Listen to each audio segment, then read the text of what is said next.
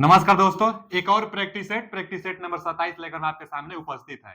जो आज का प्रैक्टिस सेट लिया गया है, इसमें क्वेश्चन काफी अच्छा लिया गया है, जो कि किसी न किसी एग्जाम में आया हुआ ही क्वेश्चन है, लेकिन क्वेश्चन का लेवल काफी अच्छा है। न्यूमेरिकल भी हम लिए हैं। बहुत बच्चे कमेंट भी करते हैं कि सर न्यूमेरिकल भी हमको नहीं समझ में आता है। तो न्यूमेरिकल एक ही बार में, एक ही वीडियो में आप नहीं समझ पाएंगे। एक अगर क्लास लेकर आ जाए केवल न्यूमेरिकल का और हम बता दें, तो आगे आने वाला कोई भी न्यूमेरिकल आप बना लेंगे, कोई जरूर नहीं है। न्यूमेरिकल भी सीखने के लिए आप धीरे धीरे देखते रहिए, पढ़ते रहिए, समझते रहिए। एक बार ऐसा होगा कि आप न्यूमेरिकल बना लेंगे। और जो न्यूमेरिकल इस सेट में आएगा, वह न्यूमेरिकल आपसे आगे अगर कभी आए तो बन जाना चाहिए उसी कॉन्सेप्ट पर। जो भी आएगा कॉन्सेप्ट आप सीखते रहिए न्यूमेरिकल बनाने के लिए, तो एक समय आएगा कि आप न्यूमेरिकल क्वेश्चन भी बना लेंगे। चलिए क्वेश्चन की तरफ चलते हैं। पहला क्वेश्चन आज का क्या है? क्वेश्चन का लेवल अंत में जरूर बताइएगा कि कैसा है इसका लेवल, और कितना आपने सही किया हुआ है ये भी बताइएगा। जो क्वेश्चन आसान होगा उसको हम जल्दी से आगे बढ़ जाएंगे, जो क्वेश्चन अच्छा होगा उस पर हम थोड़ा सा एक्सप्लेनेशन भी करेंगे। तो चलिए पहला क्वेश्चन की तरफ चलते हैं। पहला क्वेश्चन क्या है कि डीसी शंट मोटर की गति को नियंत्रित करने के लिए फ्लक्स को कैसे परिवर्तित किया जाता है? किसके बारे में पूछा है? तो डीसी शंट मोटर की गति को नियंत्रित करना है। हम लोग जानते हैं कि डीसी शंट मोटर का गति रेटेड स्पीड से ज्यादा करने के लिए फील्ड फ्लक्स द्वारा किया जाता है। फील्ड फ्लक्स पूछा है, तो जो फील्ड फ्लक्स होता है इसमें रेटेड स्पीड से ज्यादा, रेटेड स्पीड क्या होता है कि कोई डीसी शंट मोटर है 1500 आरपीएम के लिए डिजाइन की गई है, तो 1500 आरपीएम से ज्यादा के लिए फील्ड फ्लक्स को नियंत्रण करके इसका प्रयोग करते हैं हम लोग। किसके लिए? स्पीड कंट्रोल करते हैं। स्पीड कंट्रोल जो एन स्पीड होता है ई बटा में फाइव, मतलब ओवरऑल देखा जाए तो जो स्पीड होता है फ्लक्स के व्युत्क्रमानुपाती होता है। और जो डीसी शंट मोटर होता है ना, इसमें फ्लक्स का मान कम किया जाता है, धारा कम हो जाता है। धारा कम होने से फ्लक्स कम हो जाता है, और फ्लक्स कम हो जाने से स्पीड बढ़ जाता है। रेटेड स्पीड से ज्यादा किस मोटर का किया जाता है स्पीड कंट्रोल? तो डीसी शंट मोटर का किया जाता है। कैसे किया जाता है? तो फील्ड फ्लक्स को कम करके। और फील्ड फ्लक्स कम कैसे होगा? जब धारा कम होगी, फील्ड में धारा कम होगी तो फील्ड फ्लक्स कम होगा।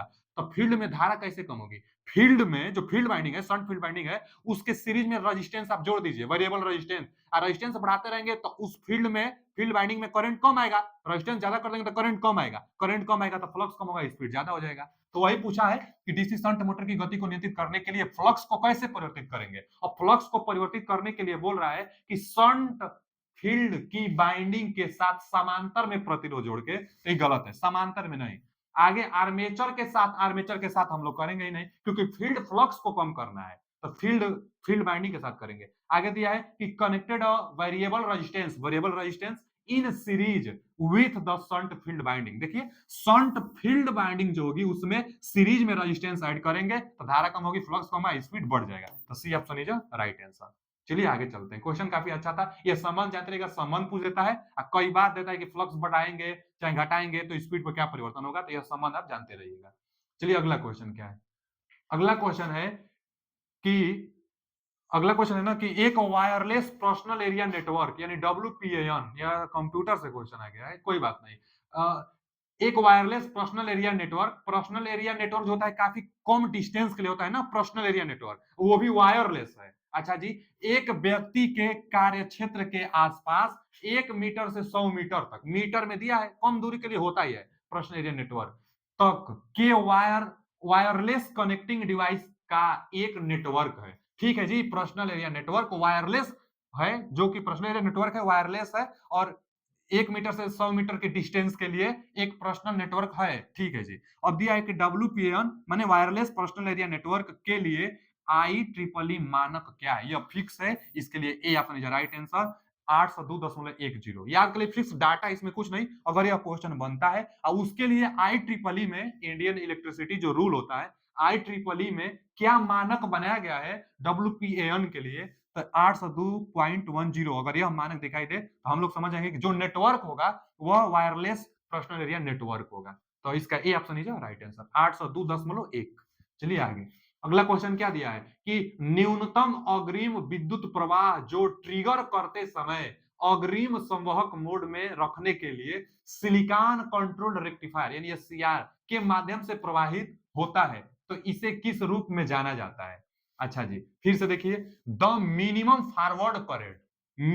Forward current that flow through the silicon control rectifier to keep it on forward conduction mode, माने जो SCR होता है, जो एससीआर होता है, एससीआर का ग्राफ कैसा बनता है आप जानते होंगे कि देखिए फॉरवर्ड बायस एक होता है, एक तो रिवर्स बायस। रिवर्स बायस तीसरा चतुर्थांश में होता है, पहला चतुर्थांश में फॉरवर्ड बायस बनाई जाती है। तो जो फॉरवर्ड बायस बनाई जाती है, फॉरवर्ड बायस में क्या होता है कि जो उसके एनोड कैथोड टर्मिनल है, आप सप्लाई देंगे तो करंट ज्यादा नहीं बढ़ पाता है। क्या होता है, हल्का हल्का बस न बढ़ पाता है। ज्यादा करंट यह आई है तो करंट का मान ऊपर नहीं बढ़ जाता है। लेकिन जैसे आप ट्रिगरिंग करेंगे, एससीआर को स्टार्ट करने के लिए ट्रिगरिंग किया जाता है। ट्रिगर पर जो गेट टर्मिनल होता है उस पर ट्रिगर सप्लाई सप्लाई दी जाती है, पल्स में वो सप्लाई होता है। तो एससीआर को स्टार्ट, एससीआर का सिंबल कैसा होता है, जो एससीआर होता है आप जानते होंगे कि एससीआर में एनोड और कैथोड, एक होता है गेट। तो गेट पर ट्रिगर, एनोड कैथोड पर सप्लाई देंगे तो स्टार्ट नहीं होगा, बस इसी तरह जाएगा, करंट का मान बहुत कम रहेगा। लेकिन जैसे आप गेट पर ट्रिगर सप्लाई देंगे, पल्स सप्लाई देंगे, तो एससीआर स्टार्ट हो जाता है। तो कम वोल्टेज पर स्टार्ट हो जाता है। यानी जैसे पहले तो आप एनोड कैथोड पर सप्लाई दे रहे थे, बढ़ नहीं रहा था, यह सेचुरेशन, यह सेचुरेशन है, यहां से बस यह क्या है, यह सेचुरेशन है, आगे बढ़ ही नहीं रहा है। लेकिन जैसे आप गेट पर सप्लाई देंगे तुरंत यह जीरो होगा और उसके बाद अचानक हाई हाई करंट देने लगेगा। लोवे वोल्टेज पर हाई करंट आ जाएगा। लेकिन यह कब आया, गेट ट्रिगरिंग करने पर आया, गेट पर सप्लाई देने पर आया। और जहां से करंट अचानक बढ़ने लगती है उसी को हम लोग लैचिंग करंट कहते हैं, आईएल। इसके ठीक यहां तक, जहां तक यह बढ़ा हुआ था, इसको हम लोग कहते हैं holding current, I H. I H को क्या कहते हैं बच्चा, आई एच को होल्डिंग करंट। तो होल्डिंग करंट हमेशा लैचिंग करंट से कम होता है। सवाल दो बनेगा, सवाल तो चलिए पहला सवाल यह बनेगा कि लैचिंग करंट ज्यादा है कि होल्डिंग करंट ज्यादा है। तो दिखाई दे रहा है लैचिंग करंट ज्यादा होता है। अच्छा जी, लैचिंग करंट कौन सा करंट होता है, तो वह न्यूनतम करंट, देखिए यहां से, वह न्यूनतम करंट जो एससीआर को स्टार्ट कराने के लिए आवश्यक होता है। शायद क्वेश्चन भी वही है कि the minimum forward current, forward bias में ही वह मिनिमम करंट आप बताइए जो जो थ्रू द माने flow through the silicon control rectifier to keep it on the forward conduction mode, forward conduction mode में होगा और इसको स्टार्ट कराने के लिए जो न्यूनतम करंट होगी उसी को बताइए। तो लैचिंग करंट को ही पूछा है। आगे पढ़ लीजिए, conduction mode eight the time of triggering, triggering के समय, इज नो, यहाँ नो है, के एन ओ डब्ल्यू, तो नो है। तो आप बताइए ना कि किस रूप में, नोन एज मतलब किस रूप में आप जानेंगे ट्रिगरिंग के समय, at the time of triggering is known as. तो ट्रिगरिंग के समय जो न्यूनतम करंट होगी फॉरवर्ड बायस में उसको आप किस नाम से जानेंगे, तो लैचिंग करंट। इसमें कौन सा, इसमें B option is right answer, latching current जानेंगे। स्टार्ट के समय चाहे ट्रिगरिंग के समय शब्द जरूर जोड़ेगा। तो स्टार्टिंग टाइम में चाहे ट्रिगरिंग टाइम में जो न्यूनतम करंट होती है उसको लैचिंग करंट कहते हैं।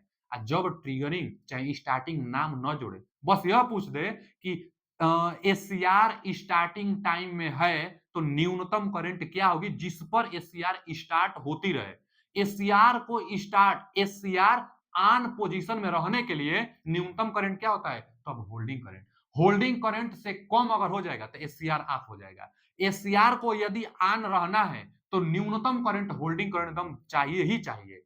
लेकिन स्टार्टिंग के समय न्यूनतम कितना चाहिए, तो लैचिंग करंट चाहिए। यहाँ ट्रिगरिंग मतलब स्टार्टिंग के समय पूछा था न्यूनतम करंट, तो यहाँ पर लैचिंग करंट होगा। तो इसका B option is right answer. और दोनों में ज्यादा कौन है, तो लैचिंग करंट। रेशियो पूछ लेता है, जो लैचिंग करंट है और आईएच है, होल्डिंग करंट है, तो यहाँ से लैचिंग करंट ज्यादा है ना जी, तो इसका रेशियो कितना होता है, तो लगभग में 1.5 होता है। तो इसका रेशियो भी पूछ लेता है। चलिए आगे, यहाँ से दो क्वेश्चन, दो तीन पूछ लेगा आपसे। अगला क्वेश्चन क्या है कि व्हिच ऑफ द मोटर्स, जैसे यहाँ देखिए कि रेलवे, ट्राम और ट्राली में इलेक्ट्रिक ट्रैक्शन के लिए इनमें से कौन से मोटर्स व्यापक रूप से प्रयोग किया जाता है। इलेक्ट्रिक ट्रैक्शन कई बार यह क्वेश्चन आ चुका है, डीसी सीरीज मोटर का प्रयोग किया जाता है, जानते रहिएगा। चाहे ट्रामवे दे, रेलवे दे, चाहे ट्राली दे, चाहे इलेक्ट्रिक ट्रैक्शन लिख भी दिया है। जो रेलवे होता है ना उसमें कौन सा मोटर का प्रयोग किया जाता है, तो डीसी सीरीज मोटर। क्यों, क्योंकि स्टार्टिंग टार्क ज्यादा होता है, तो टार्क ज्यादा होने के कारण डीसी सीरीज मोटर का प्रयोग किया जाता है। और इंडक्शन मोटर का भी प्रयोग होता है। यहाँ सिंगल फेज इंडक्शन दिया है तो नहीं, सिंगल फेज का नहीं होता है, थ्री फेज का होता है। लेकिन डीसी सीरीज मोटर दिया है इसमें ऑप्शन, तो ये ऑप्शन इज राइट आंसर। क्यों होता है, क्योंकि इसका टार्क अच्छा होता है डीसी सीरीज मोटर का। आगे क्या दिया है कि एक विद्युत जनरेटिंग स्टेशन की वार्षिक भार अवधि वक्र एक सीधी रेखा मानी जाती है। अच्छा, वार्षिक भार अवधि जो है वह एक सीधी रेखा मानी जाती है, ठीक है जी। अधिकतम भार 30 और न्यूनतम भार 20 मेगावाट तक है। न्यूनतम 20 है और अधिकतम कितना है, 30 मेगावाट है। अच्छा, इस प्लांट की क्षमता 35 मेगावाट है। प्लांट की क्षमता, जिस प्लांट के लिए क्वेश्चन दिया है उस प्लांट की क्षमता दिया है 35 मेगावाट। अच्छा जी, इसके भार कारक, प्लांट क्षमता कारक और उपयोग कारक बताइए। यानी भार कारक को क्या कहते हैं? Load factor. पहला क्वेश्चन आपसे पूछा है लोड फैक्टर, लोड फैक्टर पूछा है। अच्छा, और क्या पूछा है? प्लांट क्षमता कारक यानी प्लांट कैपेसिटी फैक्टर पूछा है। Plant plant capacity plant capacity factor पूछा है। ठीक है, एक तो प्लांट कैपेसिटी फैक्टर पूछा है, एक लोड फैक्टर आपसे पूछा है, और एक पूछा है उपयोग कारक माने यूटिलाइजेशन फैक्टर। एक पूछा है utilization utilization factor utilization factor एक पूछा है। तीन क्वेश्चन इसमें पूछा है, तीन ऑप्शन में भी दिया है।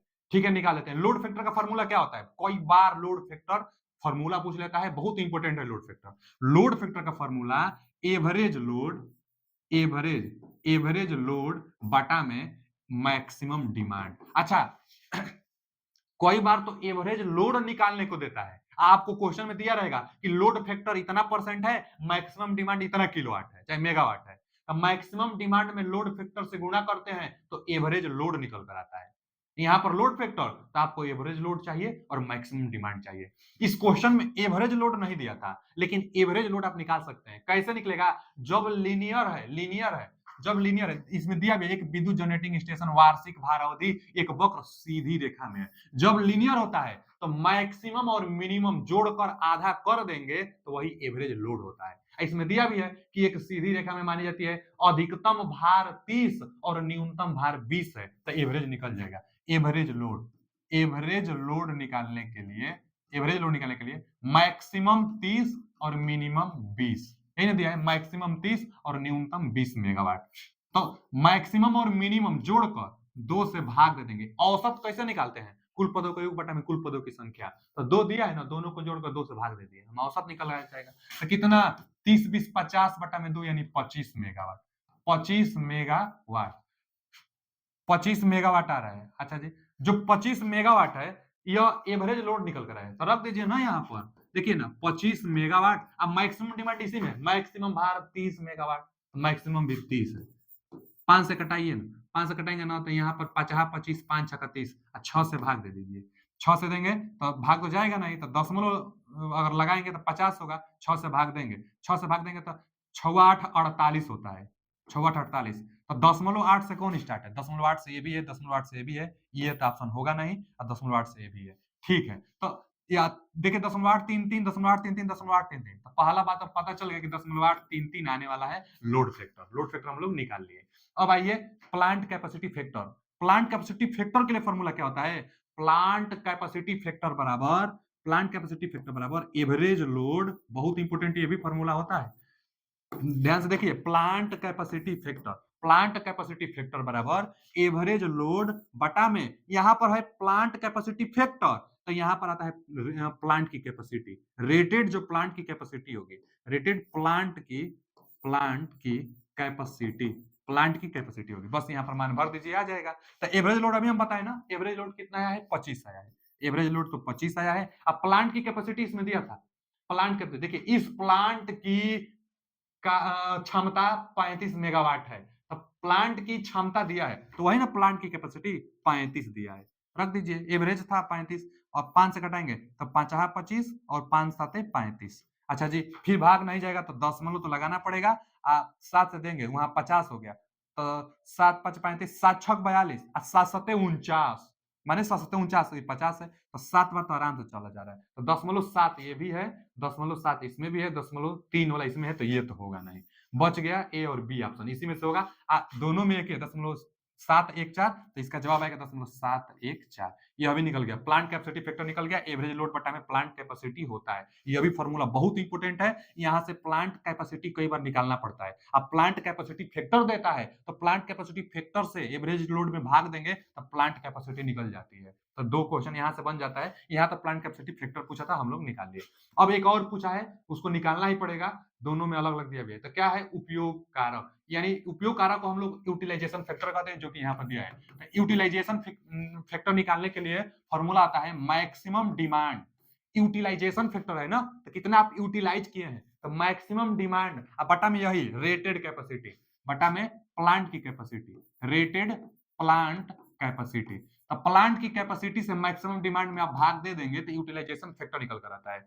और मान भर दीजिए मैक्सिमम डिमांड इसमें था ना 30 था, अधिकतम भार 30, तो मैक्सिमम डिमांड 30 था, अब प्लांट कैपेसिटी भी था 35, प्लांट की क्षमता 35 मेगावाट, 35, 5 से कटाइए, 5 छक्का 30, 5 7 35, अब इसका भाग देंगे ना बचा तो 6 और 7, तो देखने से पता चल रहा है कि 6 है 7 है, 9 चाहे 8 बार तो एकदम आराम से जाएगा दशमलव में, दशमलव में 9 और 8 बार, ये तो बहुत ही कम है, यही ज्यादा है तो यही होगा, B option is right answer. देखिए कैलकुलेशन था, लेकिन इस सवाल को हम इसलिए लिए थे कि एक न्यूमेरिकल सवाल में आप 3-3 सवाल सीखेंगे, लोड फैक्टर निकालना सीख जाएंगे आप, एवरेज लोड निकालना सीख जाएंगे आप, यहां से प्लांट कैपेसिटी फैक्टर्स निकाल लेंगे आप, और यहां से यूटिलाइजेशन फैक्टर निकाल लेंगे। एक ही में 3-3 सवाल था, इसलिए हम इसको लिए थे।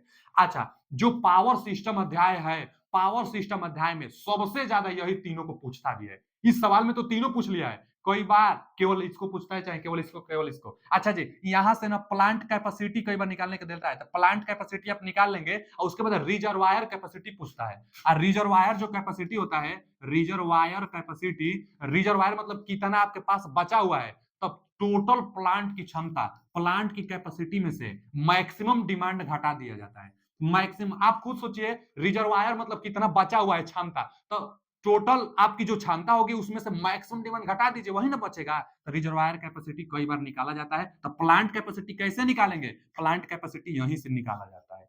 तो कंसेप्ट हम क्लियर करते हैं, एक बार ध्यान से इसको एक बार और दोबारा देखिएगा, आप समझ जाएंगे। आप देखिएगा, खोजिएगा न्यूमेरिकल पावर प्लांट से, कई बार इससे बाहर कुछ नहीं आता है, कई बार बस इसी को रिपीट करता रहता है। तो आप बेसिक चीज समझ जाएंगे ना, तो इस पर कोई भी न्यूमेरिकल आएगा आप बना लेंगे।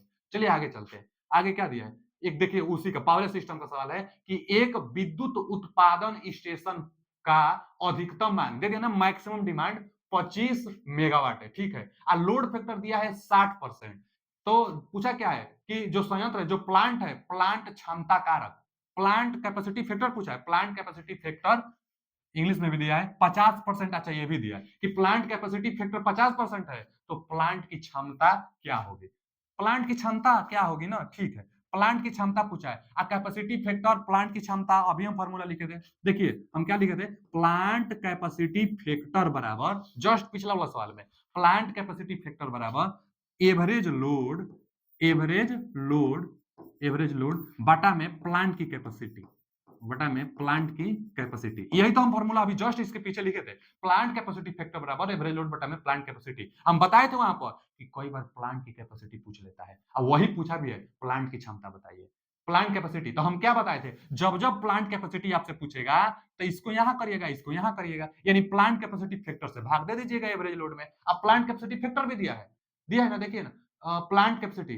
Plant capacity factor, plant capacity factor 50%, तो यह दिया ही है, इसको पूछा है, एवरेज लोड आपको चाहिए, एवरेज लोड इसमें दिया है कि नहीं, एवरेज लोड नहीं दिया है, लेकिन निकल जाएगा एवरेज लोड, क्योंकि हम एक और फॉर्मूला लिखे थे लोड फैक्टर का। क्या हम बताए थे, लोड फैक्टर में हम क्या लिखे थे बच्चा, हम लोड फैक्टर में यही लिखे थे कि लोड फैक्टर बराबर, लोड फैक्टर बराबर एवरेज लोड, एवरेज लोड बटा में, एवरेज लोड बटा में मैक्सिमम डिमांड, यही तो हम लिखे थे। अब बताए थे यहाँ पर कि कई बार एवरेज लोड निकालना पड़ता है, एवरेज लोड निकालने के लिए लोड फैक्टर में मैक्सिमम डिमांड का गुणा करना पड़ता है, एकदम वही काम करना है। आपसे पूछा है प्लांट कैपेसिटी, तो आपको एवरेज लोड चाहिए, एवरेज लोड निकालने के लिए लोड फैक्टर में मैक्सिमम डिमांड से गुणा, को एकदम याद कर लीजिए ना कि एलडी में एमडी से गुणा की जाती है, माने लोड डिमांड जो होगी, चाहे लोड फैक्टर जो होगी, उसमें मैक्सिमम डिमांड से गुणा करेंगे तो एवरेज लोड निकलता है, दोनों गुणा करते हैं तो एवरेज लोड निकलता है।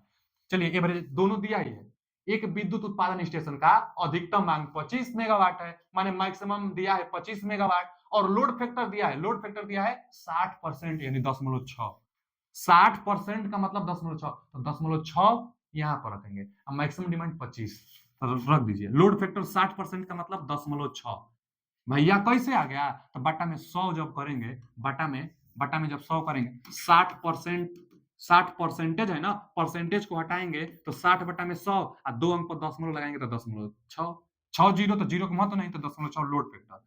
अब देखिए इसी में गुणा करेंगे मैक्सिमम डिमांड का, एवरेज निकलेगा, अब मैक्सिमम डिमांड 25 दिया है, तो 25, 25 छक्का 150, 25 छक्का 150, एक अंक पर दशमलव, यानी 15 मेगावाट, 15 मेगावाट एवरेज लोड निकलेगा, एकदम सिंपल है। एवरेज चलिए रख दीजिए, एवरेज 15 रखना है। अब प्लांट कैपेसिटी हमको हमसे पूछा है तो इसको यहां कर देते हैं, प्लांट कैपेसिटी, प्लांट कैपेसिटी निकालना है, एवरेज लोड रख दिए 15। अब यहां पर क्या रखेंगे, तो यहां आएगा ना प्लांट कैपेसिटी फैक्टर बटा में। अब प्लांट कैपेसिटी फैक्टर दिया है, प्लांट कैपेसिटी फैक्टर 50%। अब 50% को फिर परसेंटेज में कभी भी रखा नहीं जाता है, हटा लीजिए हमेशा। तो परसेंटेज को हटाने के लिए बटा में 100 करेंगे तो 10.5 आएगा, क्योंकि दो अंक दशमलव आप लगाएंगे तो 10.5 आएगा, तो 10.5 यही तो है प्लांट कैपेसिटी। अच्छा, दशमलव हटाने के लिए ना ऊपर एक जीरो बढ़ा दीजिए तो नीचे से दशमलव हट जाएगा। अब 5 से दे दीजिए, 5 यही 15, 30 मेगावाट। हर जगह रीडिंग मेगावाट में है ना, 30 मेगावाट, 30 मेगावाट, इसका A option is right answer. जो पीछे था एकदम सेम वही है, बस आप कॉन्सेप्ट सीख जाएंगे, आसानी से बना लेंगे। तो 30 megawatt, A option is right answer. अगला क्वेश्चन क्या है कि कम लागत वाली, बहुत बहुत लोग कमेंट कर रहे थे कि न्यूमेरिकल लेकर आइए, न्यूमेरिकल। देखिए न्यूमेरिकल, यही सब न्यूमेरिकल आता है, पावर प्लांट और न्यूमेरिकल यही सब आता है। तो पावर प्लांट से लिए, कभी फिर हम एनर्जी मीटर से ले लेंगे, कभी डीसी मशीन से ले लेंगे, कभी इंडक्शन मोटर से ले लेंगे। तो न्यूमेरिकल हम मिक्स भी लेकर आते रहेंगे। एक ही दिन में आप नहीं समझ पाएंगे, धीरे धीरे समझते रहिए। हर रोज न्यूमेरिकल, जितना न्यूमेरिकल आता है कम से कम वो आप बनाते जाइए। एक समय आएगा कि कोई भी न्यूमेरिकल आप नहीं छोड़ पाएंगे, हर एक न्यूमेरिकल बना लेंगे। तो धीरे धीरे आप सीखते रहिए।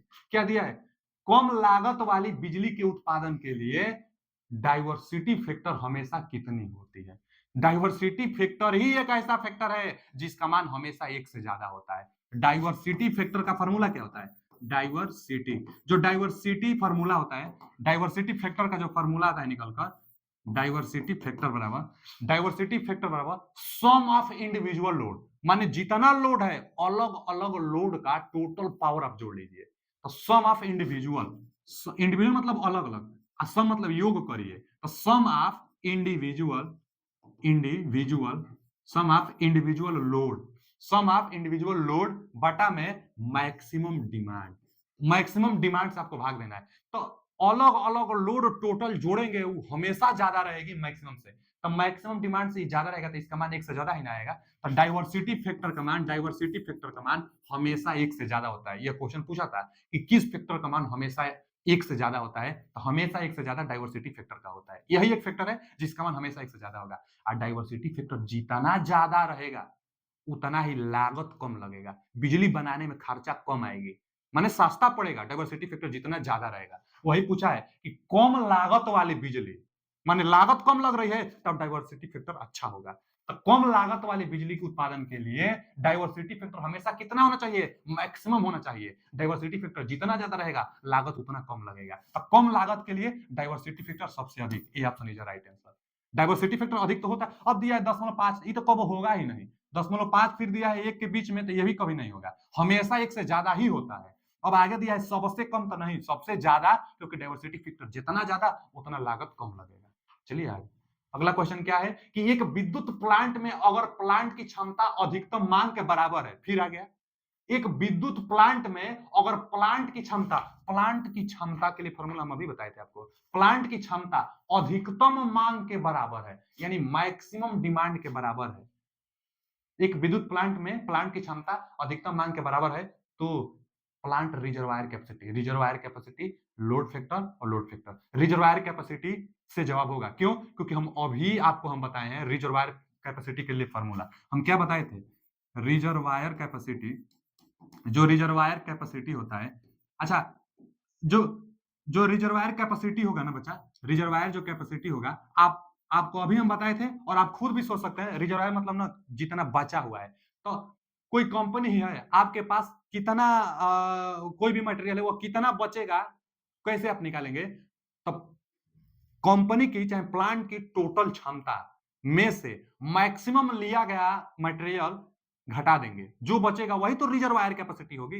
रिजर्वायर कैपेसिटी मतलब जो बचा हुआ है, रिजर्वायर मतलब का आरक्षित, मतलब रिजर्व में है, रिजर्वायर मतलब रिजर्व में है, रिजर्व में, तो रिजर्व में कैसे निकलेगा, टोटल प्लांट की क्षमता में से, जो प्लांट की टोटल क्षमता होगी उसमें से मैक्सिमम डिमांड को घटा देंगे। ये बहुत बहुत इंपॉर्टेंट फॉर्मूला है, कई बार पूछता है रिजर्वायर कैपेसिटी बताइए, रिजर्वायर कैपेसिटी बताइए। तो रिजर्वायर कैपेसिटी बताने के लिए प्लांट कैपेसिटी आपको निकालना पड़ता है। अब प्लांट कैपेसिटी में से मैक्सिमम डिमांड को घटा देते हैं तो रिजर्वायर कैपेसिटी निकल जाता है। अब प्लांट कैपेसिटी कैसे निकलेगा, पीछे अभी दो न्यूमेरिकल हम लगाए हैं, प्लांट कैपेसिटी कैसे निकलेगा वही बताए थे। तो प्लांट कैपेसिटी में से मैक्सिमम डिमांड आप घटा देंगे तो रिजर्वायर कैपेसिटी निकल जाएगी। यहां बोला है कि प्लांट कैपेसिटी मैक्सिमम डिमांड के बराबर होगा तो क्या होगा?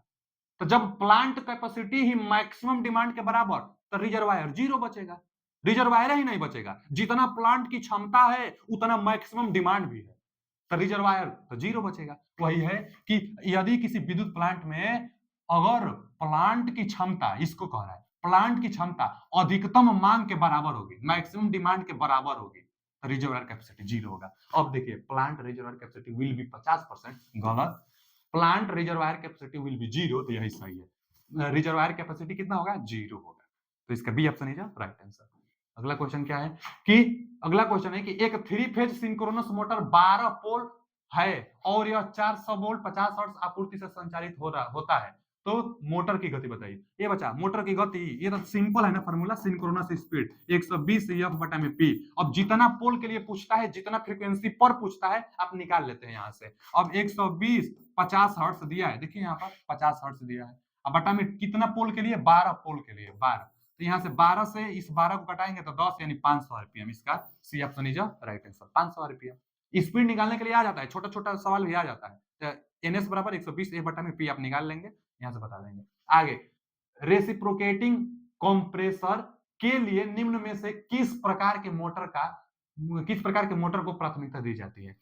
कंप्रेसर के लिए पूछा है। कंप्रेसर क्या होता है? रेसिप्रोकेटिंग जो कंप्रेसर होता है, यह गैस को संपीड़ित करता है, प्रेशराइज करता है, गैस को संपीड़ित करता है, बहुत जगह प्रयोग किया जाता है। एयर कंडीशनर में भी कंप्रेसर होता है और यह एसी करंट पर काम करता है, एसी सप्लाई लेता है। एसी सप्लाई लेने के लिए इसमें जो मोटर का प्रयोग किया जाएगा वह कौन सा? एसी मोटर होगा ना। एसी में भी अब सिंक्रोनस मोटर तो कांस्टेंट होता है, सिंक्रोनस मोटर होगा नहीं। टार्क जिसमें अच्छा हो कंप्रेसर करने के लिए, उसमें पंप होता है, पंप की व्यवस्था होती है, गैस को संपीड़ित की जाती है, तो टार्क अच्छा चाहिए। तो सिंक्रोनस मोटर में एक समान टार्क बना रहता है, ये नहीं होगा। डीसी सीरीज मोटर में टार्क अच्छा होता है, लेकिन एसी पर काम किया जाता है। एसी में टार्क अच्छा होता है सिर्फ स्लिप रिंग इंडक्शन मोटर का। इस सिंगल फेज स्क्वायरल केज में भी टार्क कम होता है, तो उसका नहीं प्रयोग किया जाता है। इंडक्शन में भी स्लिप रिंग इंडक्शन मोटर का प्रयोग किया जाता है, क्योंकि इसी का टार्क अच्छा होता है। तो कंप्रेसर में कई बार यह क्वेश्चन पूछ चुका है, कंप्रेसर में स्लिप रिंग इंडक्शन मोटर, क्योंकि इसमें टार्क ज्यादा होता है। क्यों? क्योंकि अलग से इसमें रेजिस्टेंस हम लोग जोड़ सकते हैं। अगला क्वेश्चन क्या है? आगे है कि एक 746 किलोवाट 8 पोल 3 फेज 50 हर्ट्ज वाले इंडक्शन मोटर का घूर्णन प्रतिरोध 0.04 ओम प्रति फेज और ठहराव पर घूर्णक प्रतिघात 0.3, प्रतिघात दिया है, यहाँ प्रतिरोध दिया है, प्रति फेज 0.3 ओम है। पूर्ण लोड आघूर्ण, फुल लोड पर जो टार्क होगा 720 आरपीएम पर प्राप्त किया जाता है, तो अधिकतम से पूर्ण लोड बल आघूर्ण का अनुपात कितना होगा? बहुत इंपॉर्टेंट यह क्वेश्चन है बच्चा, बहुत अच्छा लेवल का है, बहुत कुछ आप सीख जाएंगे। जरूरी नहीं है कि जो इसमें आएगा एकदम ऐसा ही आप में भी आ जाए, लेकिन हम सोल्यूशन जो करा रहे हैं इससे सब्जेक्टिव टाइप का क्वेश्चन भी पूछ लेता है। सबसे पहला तो यही पूछ लेगा, जो पूछा है ना इससे फॉर्मूला पूछ लेगा। थोड़ा सा हम छोटा कर दे रहे हैं, बाकी आप क्वेश्चन तो पढ़ ही लिए होंगे। देखिए यहाँ पूछा क्या है आपसे? पूछा है कि अधिकतम से फुल लोड टार्क का अनुपात बताइए, माने मैक्सिमम टार्क का फुल लोड टार्क पर अनुपात बताइए। अधिकतम से फुल लोड टार्क का अनुपात, यानी अधिकतम से फुल लोड टार्क का अनुपात, यानी मैक्सिमम से, अधिकतम मतलब मैक्सिमम से फुल लोड टार्क का अनुपात बताइए। तो दोनों टार्क का अनुपात बताइए। अच्छा, दोनों टार्क अनुपात के लिए तो बहुत ही फॉर्मूला है। करंट देता तो करंट से लगाते, और स्लिप देता तो स्लिप से लगाते फॉर्मूला। अब यहाँ क्या दिया है? यहाँ स्लिप दिया है, क्योंकि रोटर रेजिस्टेंस और घूर्णक प्रतिघात दिया है ना, तो हम लोग फुल लोड पर पता कर लेंगे कि कितना स्लिप आएगा, स्लिप निकल जाएगा। रेजिस्टेंस प्रतिघात कैसे निकलेगा? तो देखिए ना, फुल लोड पर स्लिप के लिए फॉर्मूला क्या होता है? तो होता है ना R2 बटा में X2। फुल लोड पर आपको, फुल लोड पर चाहे मैक्सिमम टार्क पर, मैक्सिमम, आप इंडक्शन मोटर का ग्राफ भी जानते होंगे। इंडक्शन मोटर का ग्राफ कुछ ऐसे बनता है, और हम बताते हैं यहाँ पर मैक्सिमम टार्क आता है, और जो मैक्सिमम टार्क आता है यहीं पर स्लिप होता है, यही जो स्लिप होता है R2 बटा में X2, R2 बटा में X2। तो R2 बटा में X2 जो स्लिप आएगा उतना ही स्लिप मैक्सिमम टार्क निकल कर आता है। तो मैक्सिमम टार्क, मैक्सिमम स्लिप पर निकालने के लिए R2 बटा में X2, मैक्सिमम स्लिप निकालने के लिए R2 बटा X2 करेंगे, जितना मान स्लिप का आएगा वही स्लिप पर मैक्सिमम टार्क मिलेगा। मैक्सिमम टार्क पर स्लिप मिल जाएगा। अब फुल लोड पर इसमें दिया है कि, दिया है ना कि पूर्ण लोड पर यानी फुल लोड पर 720 आरपीएम पर, तो हम लोग यहां से स्लिप भी निकाल लेंगे। क्यों, देखिए ना कैसे निकालेंगे। तो स्लिप के लिए एक फॉर्मूला आता है एनएस माइनस एनआर बटा में एनएस, स्लिप के लिए फॉर्मूला आता है। अब फुल लोड पर स्पीड दिया है और सिंक्रोनस स्पीड हम लोग को पता होता है कितना पोल के लिए, 8 पोल के लिए, तो 8 पोल के लिए भी निकाल लेंगे सिंक्रोनस स्पीड। और फुल लोड पर दिया है 720 और 750 होता है 8 पोल के लिए। तो चलिए स्लिप निकाल ही लिया जाए। और स्लिप में संबंध पहले हम लिख देते हैं क्योंकि संबंध भी पूछ लेता है। तो मैक्सिमम टार्क और फुल लोड टार्क में जो स्लिप का संबंध होता है, तो एस एम का square plus S F L का स्क्वायर बटा में 2 S M into S F L, माने कुछ ज्यादा भारी नहीं है, दोनों स्लिप के वर्ग का योगफल बटा में दोनों स्लिप का गुणनफल गुणे 2। तो दोनों स्लिप का गुणनफल गुणे 2। अच्छा, दोनों स्लिप कौन, तो जिस दोनों पर टार्क का रेशियो चाहिए, मैक्सिमम टार्क और फुल लोड टार्क का रेशियो चाहिए। कोई बार तो स्टार्टिंग टार्क के लिए पूछ लेता है ना, स्टार्टिंग टार्क और फुल लोड टार्क के समय होता है। तो स्टार्टिंग टार्क के समय स्लिप का मान 1 रख देते हैं, तो s प्लस 1 बटा में 2s आता है फार्मूला। यानी एक जगह स्लिप का मान स्टार्टिंग समय स्लिप का मान 1 होता है, तो 1 रख देंगे तो वो आ जाएगा। यहाँ पर मैक्सिमम और फुल लोड टार्क पूछा है, तो दोनों के लिए स्लिप निकल जाएगा आसानी से। मैक्सिमम के लिए ये होता है फार्मूला R2 बटा में X2। अब मान दिया है R2 दिया था इसमें, देखिए ना रोटर प्रतिरोध जो होता है 0.04 ओम। X2 दिया है, प्रतिघात दिया है, प्रतिघात 0.3 दिया है, प्रतिघात 0.3। यहाँ से मान निकालेंगे ना, तो ये अभी 1 अंक पर दशमलव, यहाँ 2 अंक पर, तो 2 अंक पर है तो 1 अंक तो घटेगा, इसको हटाएंगे तो कितना आएगा, तो 0.4 बटा में 3 आएगा। 1 अंक जाएगा ना तो 0.4, ये तो हट ही जाएगा, 0.4 बटा में 3। इसको हम लोग भाग दे देंगे 0.4 में 3 से, तो 0.3 एकम 3 एक बार, फिर 1 बचा ना यानी 10 होगा, तो तितली के नाम यानी 1.33 आता रहेगा, तो आ गया एसएम का मान 0.13 आ गया। एसएम की जगह पर 0.13 रख देंगे। अब आगे चाहिए वो वाला, तो निकालिए। सिंक्रोनस स्पीड 750 आरपीएम होगा। 750 कैसे, 8 पोल इसमें दिया है, 8 पोल के लिए 750 आरपीएम आता है। कैसे, तो एनएस बराबर 120 ए बटा में पी से। तो यहाँ 750 फुल लोड पर दिया है, फुल लोड पर जो स्पीड होता है 720 आरपीएम, फुल लोड पर स्पीड हम रख देंगे, यहाँ से 750 रख देंगे। यह जो निकल कर आ रहा है फुल लोड पर स्लिप आ रहा है। कैसे फुल लोड पर निकल कर आ रहा है, क्योंकि फुल लोड पर हम स्पीड रखेंगे तो फुल लोड पर स्लिप मिलेगा हमको, दिया ही है फुल लोड पर स्लिप 720 आरपीएम। चलिए यहां से निकालिए, यहां से निकालेंगे तो 750 में से 720 घटाएंगे तो 30 आएगा।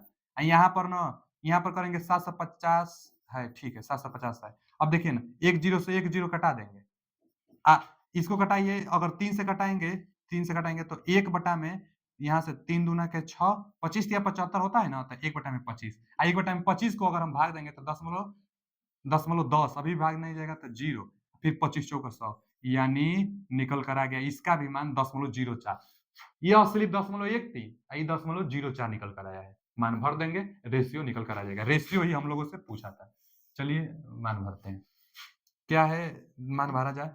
देखिए यह आया था ना, मैक्सिमम टार्क के लिए स्लिप आया था 0.13 का वर्ग, 0.13 का वर्ग, प्लस फुल लोड पर स्लिप आया था यहाँ 0.04 का वर्ग, 0.04 का वर्ग। अब बटा में क्या है, बटा में 2 है, दोनों का गुणनफल 0.13 गुणे 0.04। चलिए अब देखिए 13 का वर्ग करेंगे तो 13 13 में 169 होता है, 169 होता है। अच्छा जी, अगर 169 होता है लेकिन 2 बार गुणा, वर्ग मतलब 2 बार गुणा, तो 2 4 अंक पर दशमलव लगना चाहिए, तो 4 अंक पर लगने के लिए एक 0 बढ़ाकर यहाँ लगा लीजिए, यानी इसका गुणा होने पर इतना आ गया। फिर प्लस प्लस है, फिर इसका 4 का वर्ग करेंगे ना, 4 समझिए यहाँ 4 ना है, तो जब 4 का वर्ग करेंगे तो 4 चौका 16, 4 का वर्ग करेंगे तो 16, लेकिन 0.04 है, 2 बार गुणा है तो 2 और 2 4 अंक पर दशमलव लगना चाहिए, तो 4 अंक पर लगाने के लिए 2 0 बढ़ाइए इसमें, ये हुआ। अब बटा में इनका गुणा करिए, तो गुणा करेंगे ना तो आ जाएगा। देखिए पहले तो इसका कर लीजिए, तो 4 दूना के 8, 4 दूना के 8, 4 अंक पर लगाएंगे, लेकिन 4 दूना के 8 हुआ, 8 से 13 में गुणा कर लीजिए, तो 8 3 के 24 का 4, हाथ में लगा 2, फिर 8 एकम 8 2 10, 104। 4 अंक पर दशमलव लगाना है ना, क्यों, क्योंकि 2 ये 2 ये सबका हम गुणा कर लिए हैं, तो 4 अंक पर दशमलव लगाने के लिए यहाँ पर लगाएंगे, यानी 0.0104। ऊपर जोड़ भी लेंगे, ऊपर जोड़ लिया जाए, ऊपर जोड़ लिया जाए, ऊपर जोड़ेंगे तो कितना आ रहा है, ऊपर जोड़ लेंगे ना, देखिए पीछे से जोड़िए, है 9 6 15 का 5 हाथ में लगा 1, 6 1 7 एक हासिल 8, यहाँ 0 है और यह 1 है, तो अब तो हासिल कुछ है नहीं, तो 1 होगा, बाकी 0 0 0 होगा, 0.0 बटा में 0.0104 है। अब ऊपर भी 4 अंक पर, नीचे भी 4 अंक पर, तो दशमलव हटाइए, यानी 185 अब बटा में क्या है 104। अब देखिए ना 185 104 एक बार तो आराम से जाएगा, विकल्प में देखिए सी ऑप्शन होगा नहीं, डी ऑप्शन होगा नहीं, क्योंकि एक बार तो एकदम आराम से चला जा रहा है, तो एक बार लेकर जाएंगे या तो ए होगा या तो बी होगा। अच्छा एक बार लेकर जाएंगे तो कितना बचेगा वो बताइए, तो अगर एक बार लेकर जाएंगे 185 में से एक बार जाएगा तो 104 घटाइए, इसमें से 104 घटाएंगे तो यहाँ 1 बचेगा, यहाँ 8 बचेगा, यहाँ 0 यानी 81।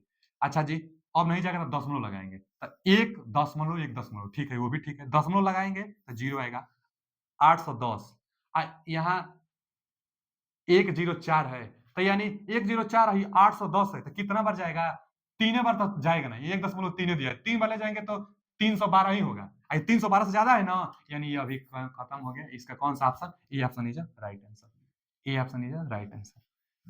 देखिए थोड़ा सा टाइम लग रहा है ना, क्योंकि क्वेश्चन का जो लेवल है अच्छा क्वेश्चन का लेवल है, हमारा उद्देश्य सिखाना है आपको, बाकी आप सीख जाएंगे तो आप जल्दी जल्दी कर लेंगे। तो ये भी यहाँ से एग्जाम में पूछ लेता है, मैक्सिमम टार्क पर स्लिप पूछेगा तो ये फॉर्मूला लगाते हैं, फुल लोड पर स्लिप निकलेगा चाहे किसी भी लोड पर कितना भी स्पीड पर पूछेगा तो यहाँ से आप स्लिप निकाल लेंगे, उसके बाद मान भर देंगे तो निकल कर आ जाएगा। तो इसका कौन सा ऑप्शन आया है बच्चा, ये ए ऑप्शन 1.88, यहाँ हल करेंगे तो 1.8 आया है, तो A option is right answer. चलिए आगे चलते हैं, अच्छा दम क्वेश्चन था, बहुत अच्छा क्वेश्चन था। आगे, व्यवहारिक तौर से एक ट्रांसफार्मर जिसमें विद्युतीय क्षति यानी लौह क्षति और ताम्र क्षति होती है, उसमें कोई भी लोड करंट ऐसा नहीं है, लोड नहीं है उस पर, जो अब आगे आपसे पूछा है। अच्छा जी, पहले दिया है कि इन प्रैक्टिस, माने जो प्रैक्टिस में जो ट्रांसफार्मर होता है, in a transformer having electrical losses, अच्छा इलेक्ट्रिकल जो लॉसेस होते हैं आयरन लॉस जैसे और कॉपर लॉस। अच्छा no load current, no load current के बारे में पूछा है, नो लोड करंट ट्रांसफार्मर में जैसे आए दिमाग में पिक्चर बन जाना चाहिए इसका फेजर डायग्राम का। फेजर डायग्राम क्या होता है, नो लोड करंट यही वाला होता है आई नॉट, यहाँ क्या होता है V1, यहाँ क्या होता है E1, यहाँ क्या होता है E2, यहाँ क्या होता है फाइव। अच्छा और यहाँ क्या होता है, यहाँ मैग्नेटाइजिंग करंट होता है, यहाँ क्या होता है तो वाटफुल करंट होता है, वाटफुल जो रेजिस्टेंस के कारण जो लॉसेस होता है, और यहाँ क्या है जो कोर मैग्नेटाइज होता है वो वाला होता है। यही है आई नॉट, आई नॉट क्या है नो लोड करंट है, इसमें बोला था ना no load current, no load current जैसा यही आ जाना चाहिए दिमाग में। और यह क्या होता है no load power factor angle, इसका मान कितना होता है तब 75 से, इसका मान यहाँ लिख दे रहे हैं, इसका मान कितना होता है तब 75 से लेकर 75 से लेकर 85 तक, चाहे 70 75 देता है, अब लगभग में 75 लिख दे रहे हैं। अब 75 के आसपास थोड़ा सा हो सकता है, 75 दे दे, 80 दे दे, 85 दे दे, 75 लगभग में यह एंगल होता है। अच्छा यह एंगल जितना बढ़ता जाएगा, जितना बढ़ता जाएगा उतना पावर फैक्टर का मान कम होता जाएगा। नो लोड करंट का पावर फैक्टर 0.2 अथवा कहीं कहीं पर 0.3 देता है। पावर फैक्टर किसके लिए, आई नॉट के लिए, नो लोड करंट के लिए, क्यों, क्योंकि 75 अंश है, काश जीरो का मान 1 होता है, काश जीरो का मान जैसे जैसे बढ़ता है, काश 90 यदि हो जाएगा तो पावर फैक्टर 0। एक बार सवाल भी पूछ लिया था कि जो मैग्नेटाइजिंग कंपोनेंट होता है इसका पावर फैक्टर कितना होता है, तो 0 कैसे होगा, क्योंकि यहां तक 75 है, जैसे जैसे बढ़ता जाएगा तो 90 अंश हो जाएगा, और जब 90 अंश हो जाएगा तो काश 90 का मान 0 होगा।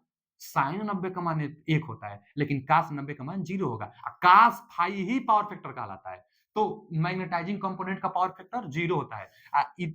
जो आई नॉट होता है नो लोड करंट होता है इसका 75 अंश है तो कम ही ना होगा, कितना 0.2 से 0.3 के आसपास होता है। अच्छा यह करंट कितना होता है आई नॉट का मान, तो फुल लोड करंट का 2 से 5%, आई नॉट जो होता है ना 2 से 5% होता है, फुल लोड करंट का 2 से 5% नो लोड करंट होता है ट्रांसफार्मर के लिए।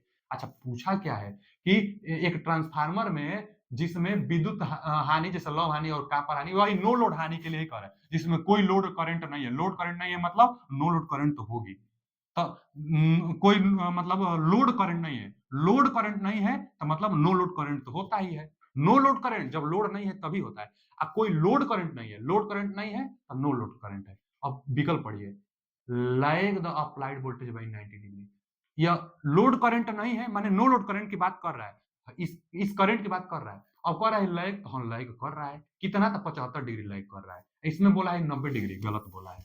90 डिग्री नहीं लैग कर रहा है, 75 डिग्री लैग कर रहा है ना। अच्छा आगे पढ़िए, लीड तो कर नहीं रहा है। मेन यह V1 क्या है? मेन वोल्टेज है, सप्लाई वोल्टेज है। तो सप्लाई वोल्टेज से लैग करता है नो लोड करंट। यहाँ लीड लिख दिया, गलत लिख दिया। आगे देखिए, लैग तो लिखा है, लैग द अप्लाइड वोल्टेज, यही तो है applied voltage. Lag the applied voltage bye less than 90 degree, एकदम सही लिखा है। 75 90 डिग्री से कम है ना है, अप्लाइड वोल्टेज से लैग भी कर रहा है, एकदम सही है C option. Lag the applied voltage से लैग कर रहा है लेस देन 90 डिग्री, तो 90 डिग्री यानी कितना? 75। कई बार इसका पावर फैक्टर पूछ लेता है 0.2 अथवा 0.3। कई बार कितना नो लोड करंट होता है, तो 2 से 5%। कई बार पूछ लेता है कि ट्रांसफार्मर में इंड्यूस ईएमएफ अप्लाइड वोल्टेज से कैसे किस फेज में होते हैं, तो अपोजिट फेज में होते हैं। सप्लाई जो वोल्टेज होती है, जो अप्लाइड वोल्टेज होती है, उसके विपरीत दिशा में, यानी 180 डिग्री फेज पर होता है। देखिए ना, इसकी दिशा ऊपर, इसकी दिशा नीचे है, तो अपोजिट एक दूसरे से, अप्लाइड वोल्टेज और इंड्यूस ईएमएफ एक दूसरे से अपोजिट होते हैं। लेकिन प्राइमरी साइड में इंड्यूस, सेकेंडरी साइड में इंड्यूस, यह दोनों सेम फेज में होता है। इसीलिए तो दोनों को एक सीधा में हम लिखे हैं। तो इंड्यूस ईएमएफ सेम फेज में, लेकिन अप्लाइड वोल्टेज से अपोजिट दिशा में होता है। क्वेश्चन कोई बार पूछता है, इसका C option is right answer. अगला क्वेश्चन क्या है? अगला क्वेश्चन है आइसोलेशन ट्रांसफार्मर। हम लोग जानते हैं N1 संबंध N2 को आइसोलेशन ट्रांसफार्मर कहते हैं। यह वोल्टेज को स्टेप अप स्टेप डाउन नहीं करता है। तो N1 संबंध N2 एक संबंध एक हो जाए, माने प्राइमरी में टर्न सेकेंडरी में टर्न के बराबर हो जाए, तो आइसोलेशन ट्रांसफार्मर कहलाता है। यह वोल्टेज को घटाता बढ़ाता नहीं है। आगे क्या है? सर्किट ब्रेकर में आर्क एक्साइटेशन एक्सटेंशन में आर्क का प्रतिरोध कैसे बढ़ाया जाता है? सर्किट ब्रेकर में आर्क का प्रतिरोध बढ़ेगा तभी आर्क बुझेगी। आर्क का प्रतिरोध बढ़ाने के लिए लेंथनिंग की जाती है, लंबाई बढ़ाई जाती है। लंबाई जैसे जैसे आप बढ़ाएंगे, आर्क का प्रतिरोध बढ़ेगा, आर्क बुझ जाएगी। पहला काम। दूसरा काम कि जो सर्किट ब्रेकर होता है, जो कॉन्टेक्ट पॉइंट होता है ना, कॉन्टेक्ट पॉइंट इसको पतला बनाई जाती है। कॉन्टेक्ट पॉइंट को पतला बनाई जाती है। यह जो कॉन्टेक्ट पॉइंट, एरिया जितना छोटा रहेगा, एरिया छोटा रहेगा तो प्रतिरोध बढ़ेगा, एरिया कम तो प्रतिरोध ज्यादा होगा ना, तो एरिया कम तो प्रतिरोध बढ़ेगा, प्रतिरोध बढ़ेगा तो आर्क बुझ जाएगी। तो लेंथनिंग बढ़ाई जाती है, नहीं तो एरिया कम रखा जाता है, और नहीं तो स्प्लिट किया जाता है, फेज विभक्त किया जाता है उस उनमें। तो अब देखिए ना, इसमें ऑप्शन क्या दिया है? प्रतिरोध को कैसे बढ़ाया जाएगा? आर्क को क्रॉस सेक्शन क्षेत्रफल को बढ़ाकर, गलत दे दिया। इंक्रीज करके क्रॉस सेक्शनल एरिया इंक्रीज नहीं, डिक्रीज करेंगे तब बढ़ेगा। अब पहला तो गलत दे दिया। आगे shorting the arc length, arc length को फिर कह रहा है शार्ट कर देंगे, नहीं नहीं, आर्क लेंथ को बढ़ाएंगे तो प्रतिरोध कम होगा, और क्षेत्रफल को घटाएंगे तब जाकर प्रतिरोध कम होगा। तो दोनों गलत बोल दिया। आगे splitting the arc into a number of smaller arc, हाँ स्प्लिटिंग की जाती है। स्प्लिटिंग में क्या होता है ना, कि स्प्लिटिंग में क्या होता है, जैसे देखिए अभी यहां पर है ना, तो यहां पर ऐसे होता है, माने एक सीध में न रहे कि जो आर्क बने, अगर यहाँ आर्क बन रही है और यहाँ गैप में, यह गैप और यह गैप में, तो थोड़ा लंबाई बढ़ जाए, वही स्प्लिटिंग होता है। थोड़ा लंबाई बढ़ जाएगी, लंबाई बढ़ने से स्प्लिटिंग, लंबाई बढ़ेगी, आर्क प्रतिरोध बढ़ेगा तो आर्क बुझेगा, स्प्लिटिंग किया जाता है। तो splitting the arc into the number of smaller arc, arc के बीच में स्प्लिटिंग की जाती है, विभक्त किया जाता है, तो ये सही है, यही किया जाता है। यह तो उल्टा दे दिया है, जो किया जाता है उसका उल्टा दे दिया है। इसका C option is right answer. अगला क्वेश्चन क्या है बच्चा? अगला क्वेश्चन है कि इंडक्शन मोटर एकल फेज ऊर्जा मीटर में, मतलब इंडक्शन प्रारूप मतलब single phase induction energy meter नहीं आता है, उसी की बात कर रहे हैं कि इंडक्शन प्रारूप एकल फेज एनर्जी मीटर विद्युत ऊर्जा को मापने का। तो ऊर्जा मीटर भाई तो वोल्ट एम्पियर होगा नहीं, किलोवाट होगा नहीं, सब पावर का है। बाकी एनर्जी का किलोवाट घंटा होता है, इसको यूनिट भी कह सकते हैं, किलोवाट घंटा को यूनिट भी कह सकते हैं। Single phase energy meter unit में मेजर करता है। जो घरों में एनर्जी मीटर लगता है ना, ऊर्जा मापी एनर्जी मीटर, वह केडब्ल्यूएच में ही मेजर करता है। केडब्ल्यूएच को यूनिट कहते हैं। तो घरों में जो एनर्जी मीटर होता है केडब्ल्यूएच में मेजर करता है। इसका कौन सा option? B option is right answer. अगला क्वेश्चन क्या है कि एक गैल्वेनोमीटर को किस प्रकार जोड़कर एमीटर में परिवर्तित किया जाता है? हम जानते हैं एमीटर का प्रतिरोध कम से कम होना चाहिए, मतलब एमीटर बनाना है तो प्रतिरोध कम से कम होना चाहिए। अब प्रतिरोध कम से कम करने के लिए लो रेजिस्टेंस गैल्वेनोमीटर के साथ पैरेलल में जोड़ेंगे। देखिए दो चीज, गैल्वेनोमीटर को एमीटर बनाना है तो गैल्वेनोमीटर में प्रतिरोध जोड़ेंगे, लेकिन लो रेजिस्टेंस का रहेगा तभी तो ओवरऑल रेजिस्टेंस का मान कम से कम रहेगा। तो गैल्वेनोमीटर में समांतर में, गैल्वेनोमीटर के समांतर में लो रेजिस्टेंस वाला प्रतिरोध जोड़ देंगे तो एमीटर तैयार हो जाएगा। तभी एमीटर का प्रतिरोध कम से कम होगा। अब आगे दिया है low resistance in series, series में जोड़ेंगे तो प्रतिरोध बढ़ जाएगा ना, प्रतिरोध कम से कम करना है, तो पहला गलत। लो रेजिस्टेंस रहेगा लेकिन सीरीज में कनेक्ट करने के लिए बोल रहा है, गलत बोल रहा है। आगे low resistance in parallel with the galvanometer, यही तो सही है, पैरेलल में कनेक्ट करने से ओवरऑल प्रतिरोध कम हो जाएगी और लो रेजिस्टेंस भी रहना चाहिए, एकदम सही बोला है। गैल्वेनोमीटर के साथ पैरेलल में लो रेजिस्टेंस जोड़कर एमीटर बनाते हैं। अच्छा, वोल्ट मीटर बनाने के लिए हाई मान का रेजिस्टेंस, जिसको मल्टीप्लायर कहते हैं, तो हाई मान का हाई रेजिस्टेंस वाला मटेरियल मल्टीप्लायर गैल्वेनोमीटर के साथ सीरीज में जोड़ते हैं, क्योंकि वोल्ट मीटर का रेजिस्टेंस बढ़ाना होता है, तभी वो अच्छा मेजर कर पाएगा। एमीटर का रेजिस्टेंस कम से कम करना होता है, इसलिए पैरेलल में लो रेजिस्टेंस जोड़ेंगे। B option is right answer. अगला क्वेश्चन क्या है कि एक लंबी ट्रांसमिशन लाइन में हल्के भार की स्थिति के दौरान जहां प्रापक वोल्टता, मतलब रिसीविंग एंड वोल्टेज, प्रेषित वोल्टेज मतलब सेंडिंग एंड वोल्टेज से अधिक हो जाती है, तो ऐसी परिघटना को क्या कहते हैं? हम लोग जानते हैं क्या कहते हैं? Ferranti effect. फेरांटी इफेक्ट क्या होता है? सेंडिंग एंड का वोल्टेज से रिसीविंग एंड का वोल्टेज ज्यादा हो जाए, माने हम जितना भेज रहे हैं वोल्टेज उससे ज्यादा आपको मिलने लगे, तो यही फेरांटी इफेक्ट कहलाता है। अच्छा, यह कब पॉसिबल होता है? एक बार यह क्वेश्चन पूछा था कि फेरांटी इफेक्ट होता कब है? लाइटली लोड पर होता है, चाहे नो लोड पर होता है। लोडे कोई नहीं है तो जितना भेजेंगे हो सकता है कि उससे ज्यादा चला जाए। अच्छा, कैसे चला जाएगा? कैपेसिटिव एंड इंडक्टिव इफेक्ट के कारण। जो ट्रांसमिशन लाइन होती है नहीं, उसमें कैपेसिटी इफेक्ट बन जाता है। दो दो ट्रांसमिशन लाइन है और दोनों पर चार्ज है तो कैपेसिटर बन ही जाएगा। तो कैपेसिटिव और इंडक्टिव इफेक्ट के कारण, मतलब कैपेसिटिव और इंडक्टिव प्रभाव के कारण वोल्टेज का मान कुछ बढ़ जाता है, जितना हम भेजेंगे उससे ज्यादा मिलने लगता है। तो अभी मिलेगा जब लाइटली लोड, मतलब हल्का लोड रहे चाहे नो लोड रहे, नो लोड चाहे लाइटली लोड पर फेरांटी इफेक्ट देखने को मिलता है, रिसीविंग एंड का वोल्टेज ज्यादा हो जाता है, तो फेरांटी इफेक्ट कहलाता है। वोल्टेज ज्यादा हो जाता है, फेरांटी इफेक्ट कहलाता है। B option is right answer. अच्छा, कैसे ठीक किया जाता है? तो शंट रिएक्टर का प्रयोग करके, लोड साइड शंट रिएक्टर का प्रयोग करने से फेरांटी इफेक्ट को सही किया जा सकता है, तो इसका B option is right answer. अगला क्वेश्चन क्या है कि न्यूनतम फेज न्यूट्रल वोल्टेज जिस पर का पावर ट्रांसमिशन लाइनों में कोरोना होना शुरू होता है उसे क्या कहा जाता है? हाँ जी, कोरोना से क्वेश्चन आ गया।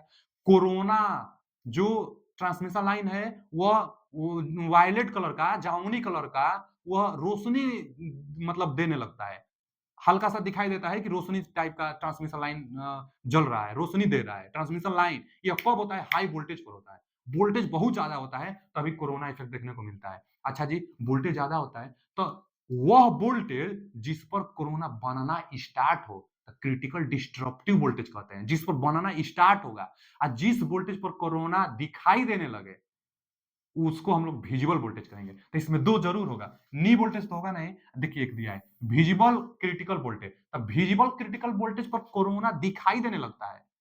एक होता है critical disruptive voltage, critical disruptive voltage पर कोरोना बनना स्टार्ट होता है।